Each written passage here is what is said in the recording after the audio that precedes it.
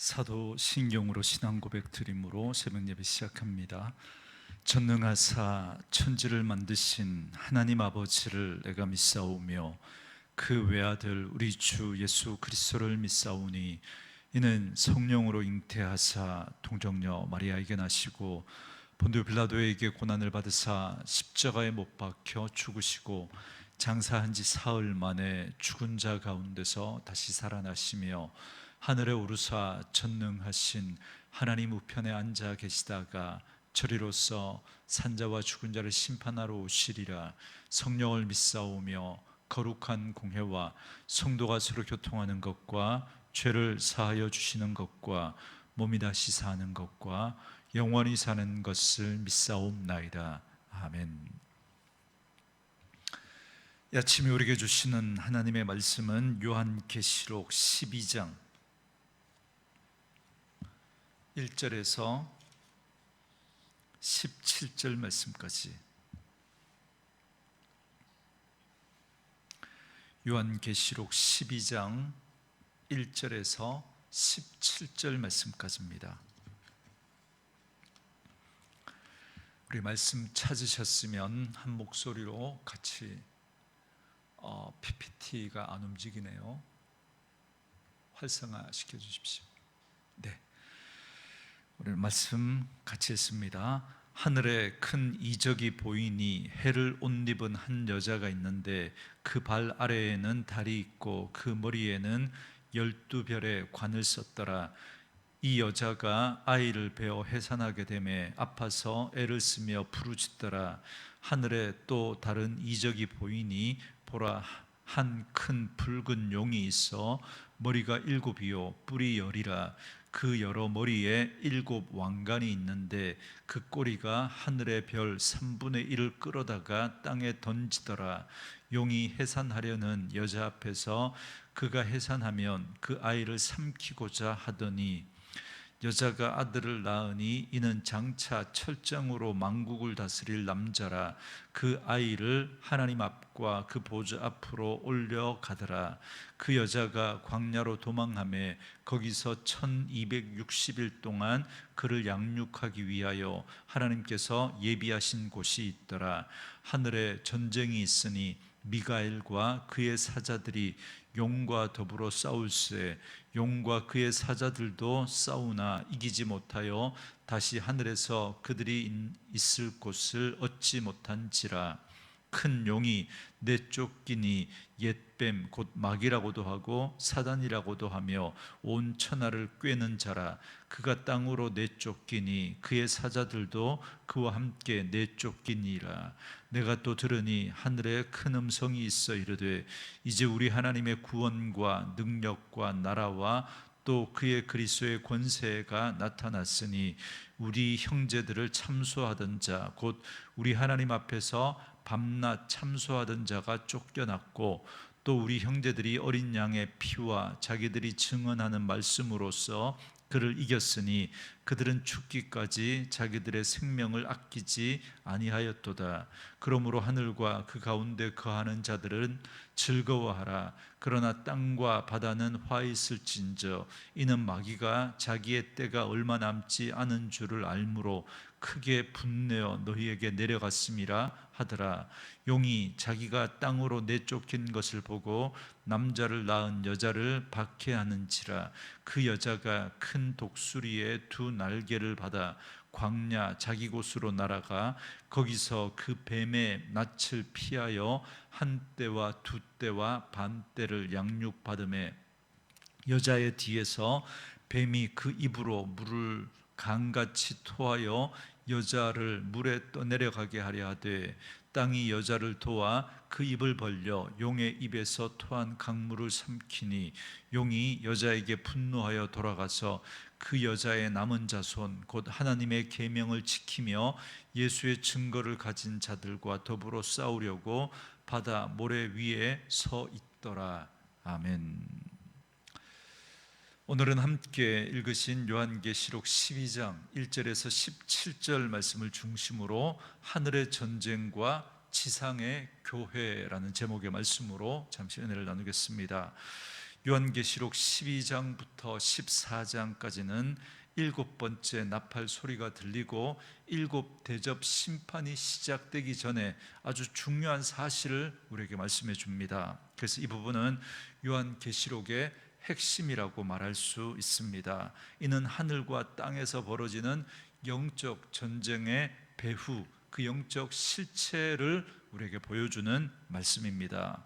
여러분, 12장에서는 사단으로부터 보호받는 7년 대환란 가운데 전반부 3년 반 때를 보여주고 있고요, 13장은 사단의 세력으로부터 극심한 박해를 받게 되는 7년 대환란 가운데 후반부 3년 반 때를 보여줍니다. 이는 여러분 11장 1절부터 13절에 기록된 7년 대환란을 좀 더 구체적으로 보여주는 말씀이라고 할 수 있습니다. 그리고 또 14장은 7년 대환란 후에 세상의 역사의 최종적 종말과 심판, 그리고 성도의 구원을 보여주는 말씀입니다. 이런 구조에 따라서 오늘 본문은 7년 대환란의 전반부 3년 반을 말씀하는 내용인데요, 요한은 4개의 환상을 보게 됩니다. 먼저 1절부터 6절은 첫 번째 환상으로 해산하는 여인과 용의 대결을 보여줍니다. 그리고 그래서 1절과 2절에 보시면 하늘에 큰 이적이 보이니 해를 옷 입은 한 여자가 있는데 그 발 아래에는 달이 있고 그 머리에는 12별의 관을 썼더라. 이 여자가 아이를 베어 해산하게 되매 아파서 애를 쓰며 부르짖더라 그럽니다. 여러분, 요한이 하늘에 큰 이적을 봅니다. 이는 해를 옷 입고 달을 발 아래 두고 12별의 관을 쓴 한 여자를 보았는데 해산으로 아파하는 모습입니다. 여러분, 이 여자는 특정한 한 개인을 가리키는 말이 아닙니다. 어떤 여자가 태양을 입고 달을 신고 머리에 12별의 관을 쓸 수 있겠습니까? 그래서 이 여자를 예수님의 어머니 마리아로 해석하는 그런 분들도 있는데 이는 잘못된 해석이라고 할 수 있습니다. 성경 전체적인 내용들을 볼 때 이 여자는 하나님을 섬기는 신앙 공동체를 가리키는 말입니다. 그래서 이 여자는 영적 이스라엘 혹은 구약과 신약 시대의 하나님의 백성의 공동체인 교회를 말하는 것이다. 이렇게 보셔야 합니다.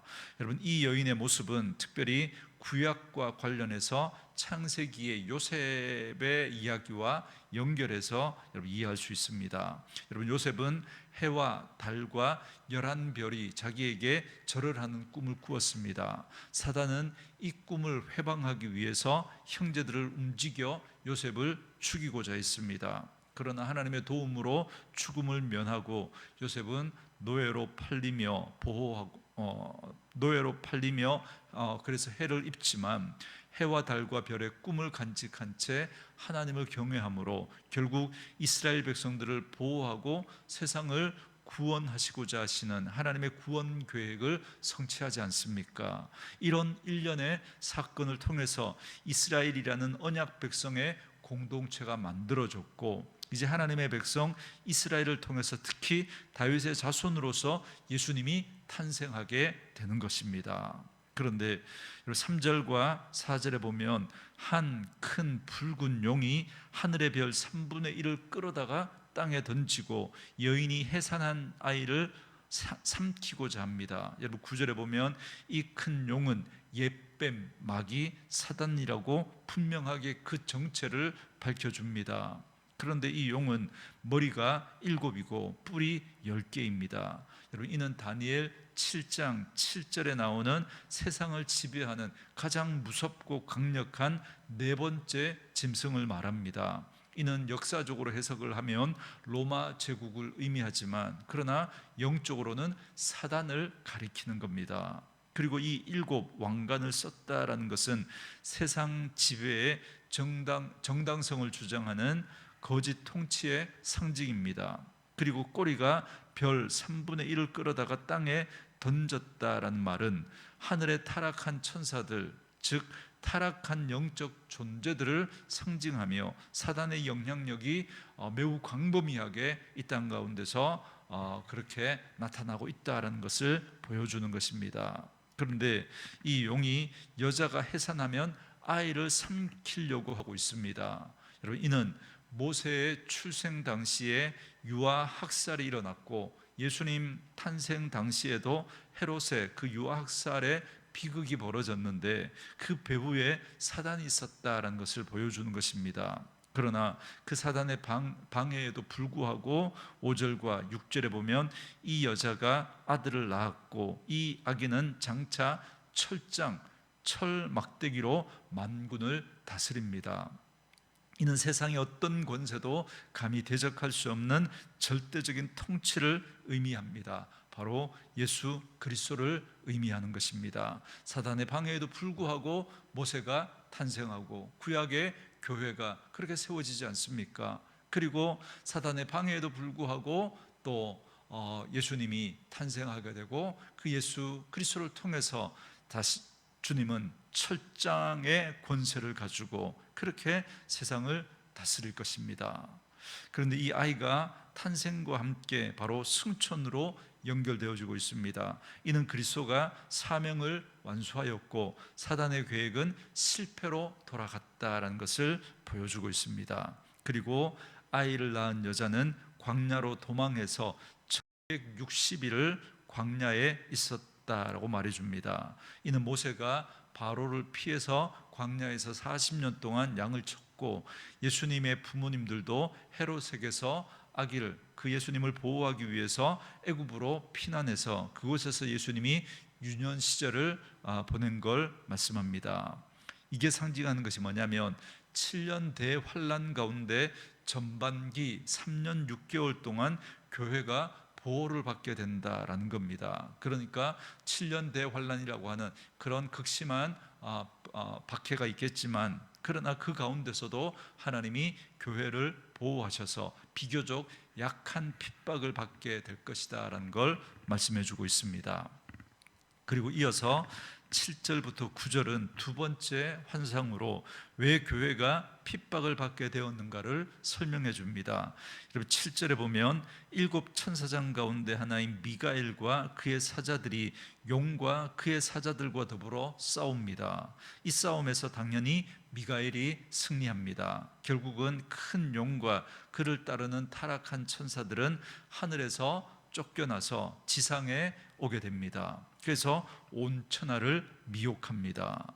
그리고 계속해서 10절과 12절은 셋째 환상으로 하늘에서 찬미가 울려 퍼집니다. 이는 하늘의 전쟁에서 승리함으로 이제 사단이 땅과 바다에 쫓겨난 것과 이제 그들의 때가 얼마 남지 않았다라는 것을 이제 노래하는, 그래서 그 승리의 노래를 부르고 있습니다. 그래서 12절에 보시면 그러므로 하늘과 그 가운데 거하는 자들은 즐거워하라. 그러나 땅과 바다는 화 있을진저 이는 마귀가 자기의 때가 얼마 남지 않은 줄을 알므로 크게 분내어 너희에게 내려갔음이라 하더라. 이렇게 말합니다.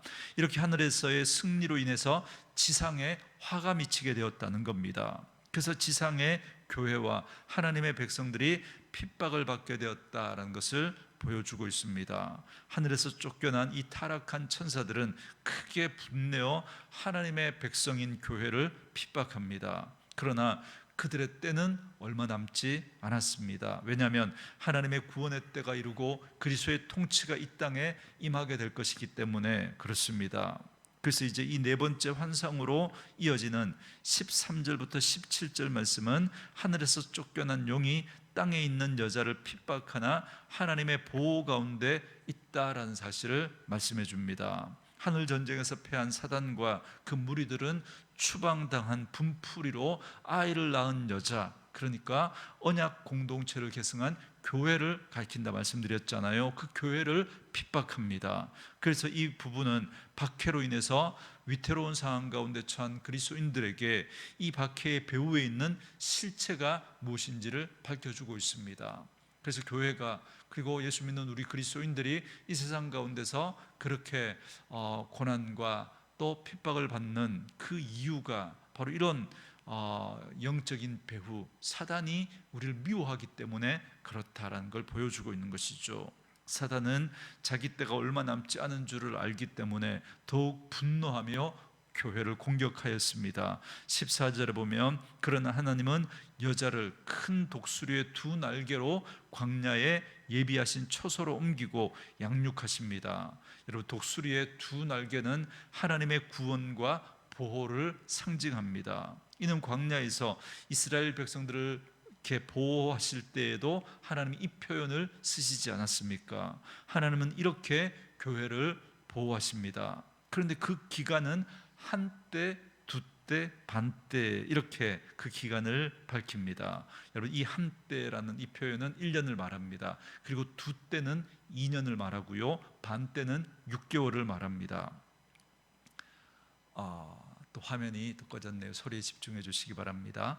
그러니까 이 기간 동안 이렇게 한때, 두때, 그러니까 1년, 2년, 6개월이니까 합치면 3년 6개월을 의미하는 거죠. 그리고 이걸 날짜로 계산하면 아까 6절에 말씀한 1260일이 되는 겁니다. 그러니까 이 기간 동안 7년 대환란 가운데 전반부 3년 6개월 동안 하나님이 교회를 보호해 주신다는 겁니다. 그래서 이 기간은 후반기 3년 6개월에 비해서 사단의 박해가 비교적 약할 것이다 라는 것입니다. 그래서 15절 16절에 보면 사단은 포기하지 않고 교회를 해치려고 하지만 하나님이 보호해 주십니다. 그래서 결국 사탄은 분노하며 돌아가서 여자의 남은 자손, 그러니까 예수 믿는 우리들, 이 교회와 싸움을 벌이고자 준비합니다. 그러므로 여러분, 오늘 말씀은 여자로 상징되는 구약의 교회에서부터 신약의 교회에 이르기까지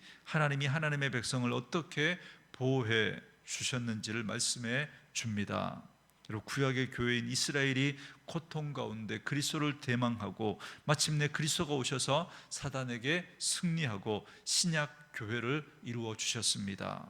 여기에 대해서 사단은 분노하며 그 보복으로 교회를 핍박하는 겁니다. 그래서 우리는 이런 환난과 시험을 당하게 되는 겁니다.